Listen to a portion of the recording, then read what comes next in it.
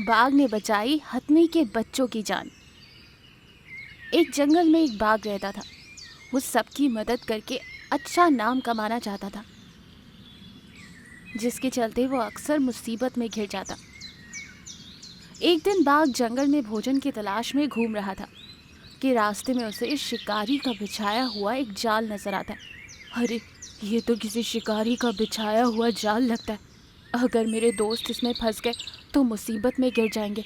मुझे जल्द से जल्द इसे यहाँ से हटाना होगा। ये सोचकर बाघ शिकारी के बिछाए हुए जाल को हटाने की कोशिश करता है और खुद जाल में फंस जाता है। कोई मेरी मदद करो, कोई मेरी मदद करो, कहकर चिल्लाने लगता है कि तभी वहाँ एक चूहा आकर कहता है, अरे दोस्त, तुम फिर से मुसीबत में गिर गए। घबराओ मत, मैं आ गया हूँ, जाल को कुतर देता हूँ। ये कहकर चूहा जाल को कुतर देता है और तुरंत बाघ बाहर आ जाता है। तुम्हारा धन्यवाद दोस्त। ठीक है, आगे से सावधान रहना। ये कहकर चूहा वहाँ से चला जाता है। उसी जंगल में एक हथनी अपने दोनों बच्चों के साथ खुशी खुशी जीवन गुजार रही थी। एक दिन हथनी अपने दोनों बच्चों से कहती है, बच्चों, लगता है बारिश होने वाली है। तुम लोग गुफा में ही रहो, मैं जाकर तुम्हारे लिए भोजन ढूंढ कर लाती हूँ। ठीक है माँ, जल्दी वापस आना, हम यहीं खेलते रहेंगे। ठीक है बच्चों। ये कहकर हथनी भोजन ढूंढने के लिए निकलती है। वो जा ही रही थी कि एक बड़ा सा पत्थर लुढ़कते हुए आकर उससे टकरा जाता है, जिससे वो घायल हो जाती। हथनी हिल भी नहीं पा रही थी। यूँ वो कई दिनों तक चल नहीं पाती। वहीं दूसरी ओर हथनी के बच्चों के पास बाघ आता है। बाघ को देखकर हथनी के बच्चे कहते हैं, हमें कुछ मत करो, हमें कुछ मत करो। डरो नहीं बच्चों, मैं तुम्हें कुछ नहीं करूँगा। वैसे तुम लोग अकेले क्यों हो? हमारी माँ भोजन के लिए गई और वापस ही नहीं आई। हमें बहुत डर लग रहा है। तुम्हारी माँ ज़रूर वापस आएगी और तुम्हारे लिए बहुत ही स्वादिष्ट भोजन लेकर आएगी। तब तक मैं तुम्हारे साथ रहूँगा, तुम्हारे साथ खेलूँगा। ठीक है, तुम्हें डरने की कोई ज़रूरत नहीं, मैं हूँ ना तुम्हारा ख्याल रखने के लिए। ठीक है। ये कहकर हथनी के बच्चे बाघ के साथ घुल मिल जाते हैं। उस दिन से बाघ हथनी के बच्चों का ख्याल रखने लगता है। इधर हथनी अपने घाव कम होने के बाद बच्चों के पास वापस आती है। कुछ दूर से ही वो देखती है कि उसकी गुफा में से बाघ बाहर आ रहा है। ये देख हथनी डर जाती है और वो अपने मन में सोचती है, अरे, इस बाघ ने मेरे बच्चों को मार दिया। कुछ भी करके मुझे इस बाघ को ख़त्म करना होगा। ये सोचकर हथनी बाघ से नफरत पैदा कर लेती है। वो तुरंत बंदर के पास जाती और उसे सारी बात बताती। बंदर और हथनी दोनों मिलकर बाघ को फंसाने के लिए एक जाल बिछाते। आज वो बाघ इस जाल में फंस जाएगा, उसके बाद हम उसे मार डालेंगे। हाँ दोस्त, उसने हमारे बच्चों को मारा है, उसे कड़ी से कड़ी सज़ा मिलनी ही चाहिए। यूँ सोचकर वो जाल बिछाते और कुछ दूर जाकर चुपके से खड़े हो जाते कि तभी वहाँ बाघ आता है और सोचता है, अरे, लगता है ये किसी शिकारी का बिछाया हुआ जाल है। अगर इसमें कोई फंस गया तो मुसीबत होगी।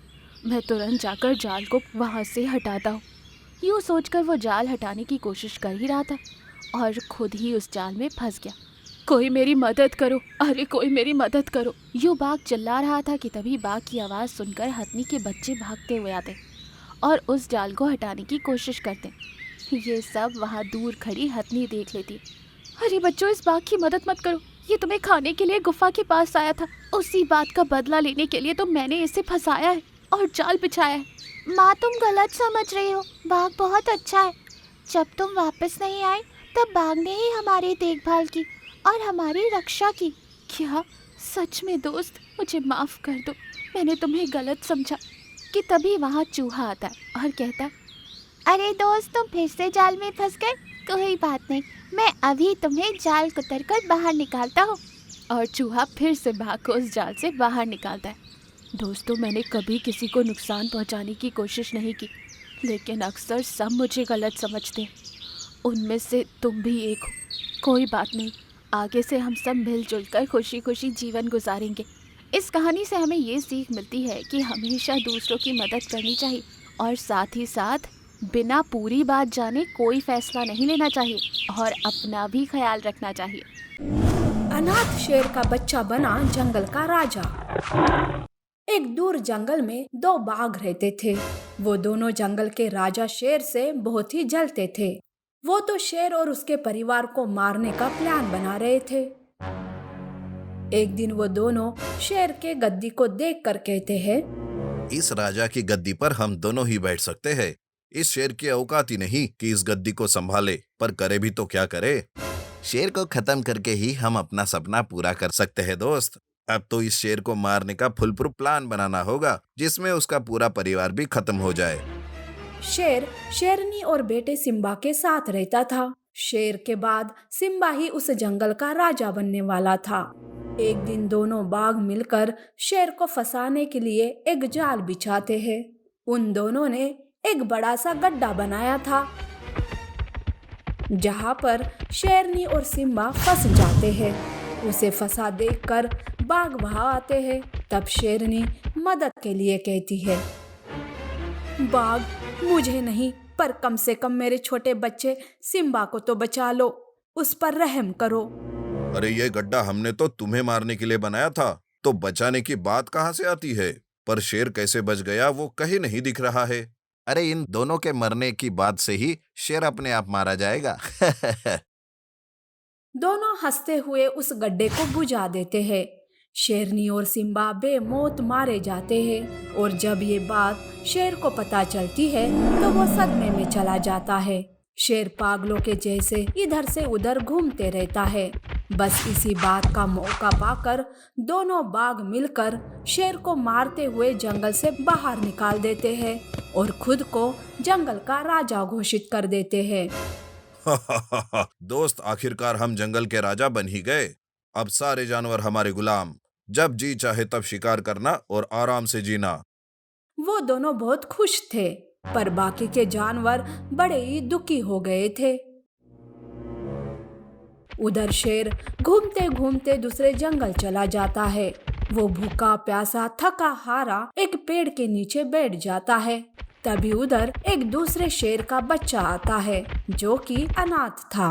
वो शेर के पास जाता है और कहता है, आप कौन हो और यहाँ कैसे आए?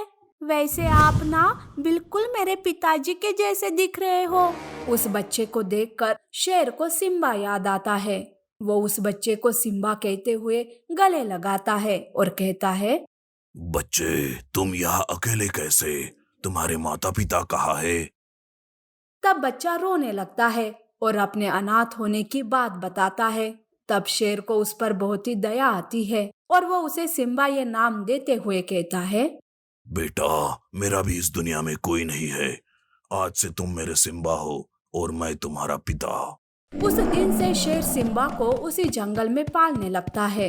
इस तरह से कुछ साल बीत जाते हैं। अब सिम्बा काफी बड़ा हो चुका था। अब शेर सिम्बा को लेकर अपने जंगल जाता है। शेर को वापस देखकर दोनों बाघ गुस्से में आते हैं। तब एक बाघ कहता है, अरे शेर, तू अब क्या लेने आया है इस जंगल में? और ये कौन है? किस अनाथ को अपना बेटा बना लिया? देख शेर, अब ये जंगल हमारा है। यहाँ आकर अपना कब्जा करने की कोशिश भी मत करना। कब्जा तो तुम दोनों ने किया है मेरे जंगल पर। इतना ही नहीं, मेरी बीवी और बच्चे को भी मार डाला। मैं तो उसी का बदला लेने आया हूँ। दोनों बाघ गुस्से से शेर पर हमला करने जाते हैं। तभी सिम्बा बीच में आता है। शेर और सिम्बा मिलकर दोनों बाघ से लड़ाई करते हैं और उन्हें जान से ही मार देते हैं। इस तरह से बाघों का अंत हो जाता है। सारे जानवर अपने राजा को वापस देखकर खुश हो जाते हैं। शेर अब अपने अनाथ बच्चे सिम्बा को जंगल का राजा बना देता है। नीति: बुराई का अंत आखिरकार हो ही जाता है। अनाथ सुअर के बच्चे और चीता की क्रूरता। एक बार की बात है, मादा सुअर के बच्चे मां के मरने के बाद अनाथ हो जाते हैं। अब उन दोनों की जिम्मेदारी उनकी सौतेली मासी रीमा पर आती है। अब बाकी के जानवर क्या कहेंगे, इसके लिए रीमा उन दोनों की जिम्मेदारी ले लेती है। पर रीमा को वो दोनों बिल्कुल भी पसंद नहीं थे। पता नहीं कहाँ से ये बला मेरे मत्थे पड़ गई। जब देखो तब इनकी शक्ल देखनी पड़ती है मुझे। रीमा उन दोनों से पीछा छुड़ाने का कोई ना कोई बहाना बनाते रहती थी। एक दिन वो बच्चों से कहती है, अरे ओ, ये क्या, जब देखो तब खेलने में समय गवाते हो। देखो, आज मेरा सर दर्द दे रहा है, इसीलिए मैं खाना ढूंढने नहीं जा सकती। आज तुम ही खाना ढूंढ के लेके आओ।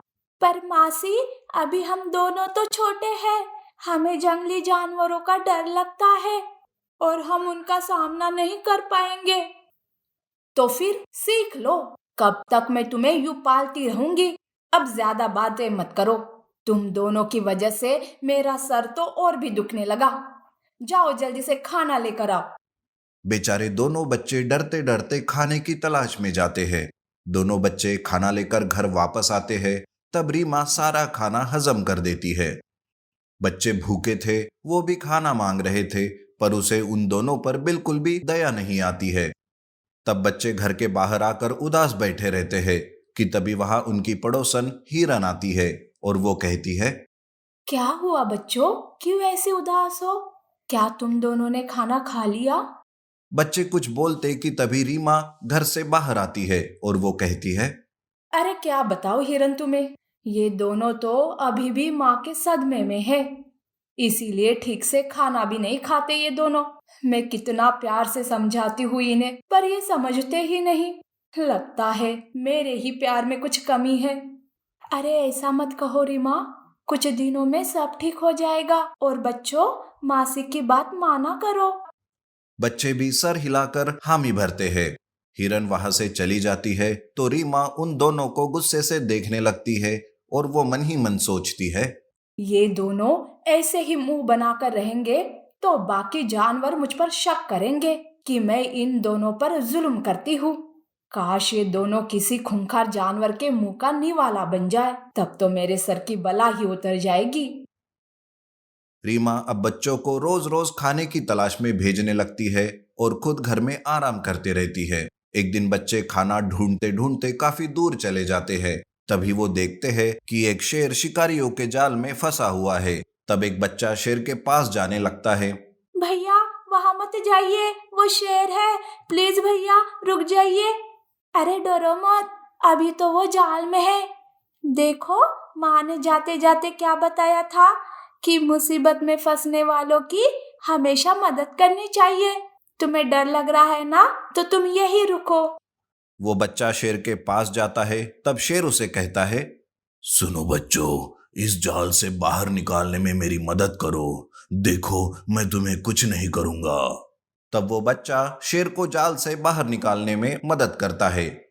शेर जाल से छूटते ही चैन की सांस लेता है और कहता है, शाबाश बच्चों, जो अपनी माँ की सिखाई बातों पर तुम अमल कर रहे हो। बच्चों, मैं तुम्हारी माँ से मिलना चाहता हूँ। शेर, हमारी माँ हमें छोड़कर कब का चली गई, वो अब इस दुनिया में नहीं है। ऐसा कहकर वो दोनों रोने लगते हैं। शेर को उन दोनों पर दया आती है। शेर उन दोनों को खाना ढूंढने में मदद करता है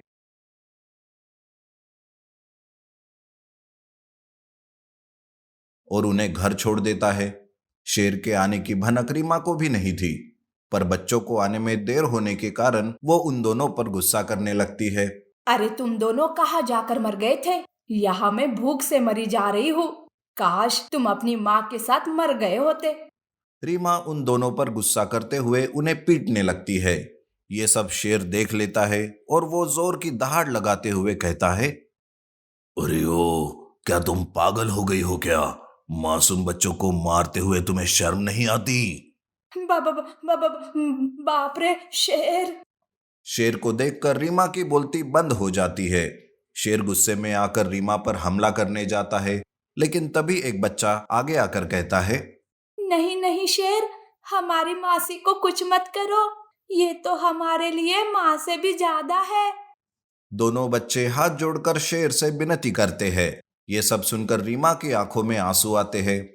बच्चों, मुझे माफ कर दो, मैंने तुम्हें कितना सताया, पर आज तुमने मेरी ही जान बचाई। देखो, आज से मैं तुम्हारी मासी नहीं बल्कि माँ हूँ, माँ। देखो रीमा, बच्चों का ध्यान रखना, उन्हें माँ से भी बढ़कर प्यार करना। मुझे बहुत खुशी है कि बच्चों को उनकी माँ मिल गई। शेर वहां से चला जाता है। बच्चों की वजह से रीमा की आंखें खुल गई थी। अब वो दोनों बच्चों का प्यार से ख्याल रखने लगती है। बच्चे भी अब रीमा के साथ खुशी से रहने लगते हैं। कुछ दिन बीत जाते हैं। एक दिन यूं ही जंगल में एक चीता आ जाता है। वो चीता बड़ा ही जालिम था। उसे बच्चों पर भी दया नहीं आती थी, पर अपनी भूख मिटाने के लिए वो किसी का भी शिकार किया करता था। एक दिन वो शिकार के लिए घूम रहा था कि तभी उसकी नजर रीमा के बच्चों पर जाती है। अरे वाह, मैंने तो बस एक शिकार का सोचा था और देखो तो यहाँ मुझे दो दो सूअर के बच्चे मिल गए। आज तो नरम नरम मांस खाकर अच्छी नींद आएगी मुझे। वो दोनों बच्चे खेल रहे थे कि तभी चीता एक बच्चे पर पीछे से वार करता है। बच्चा घायल होकर नीचे गिर जाता है। चीता दूसरे बच्चे को भी पकड़ लेता है और हंसने लगता है। ऐसे मत हंसो चीते, देखो हमारी माँ आएगी ना तो वो तुम्हें अच्छा सबक सिखाएगी। तुम्हारी माँ? लगता है आज पूरे परिवार का भोजन करना पड़ेगा मुझे। चीता बच्चों को मारकर उन्हें खाने की कोशिश करता है कि तभी वहां रीमा आती है और वो कहती है, चीते छोड़ दे मेरे बच्चों को, देखो उन्हें अकेला मत समझो और मुझे भी कम समझने की भूल मत करना, क्योंकि तुम्हारे सामने एक सूअर नहीं बल्कि एक माँ खड़ी है, माँ जो बच्चों को बचाने के लिए काली का रूप ले सकती है। रीमा की बातों से चीता गुस्से में आता है। अब वो बच्चों को छोड़कर रीमा पर हमला करने जाता है। रीमा भी बड़ी ताकत से उसका सामना करती है, लेकिन वो घायल हो जाती है। लेकिन चीते को अपने बच्चों तक जाने ही नहीं देती। बच्चे मदद के लिए चिल्लाने लगते हैं। उनकी आवाज वहां से गुजरने वाला शेर सुन लेता है। अरे, ये तो सूअर के बच्चों की आवाज है, लगता है बच्चे खतरे में है। शेर भी बच्चों की आवाज सुनकर वहां मदद करने चला आता है। तब वो भी चीते से लड़ाई करने लगता है। शेर चीते से लड़ाई करके उसे मार देता है। इस तरह से बच्चे और रीमा बच जाते हैं। शेर घायल रीमा को देखकर कहता है, वाह रीमा वाह, सच में आज तुमने मां होने का पूरा फर्ज निभाया है, मुझे तुम पर बहुत नाज है। शेर रीमा की बहुत तारीफ करता है और इस तरह से एक माँ और बच्चों का अटूट नाता और भी गहरा हो जाता है। नीति: माँ अपने बच्चों को बचाने के लिए अपनी जान की बाजी भी लगा देती है।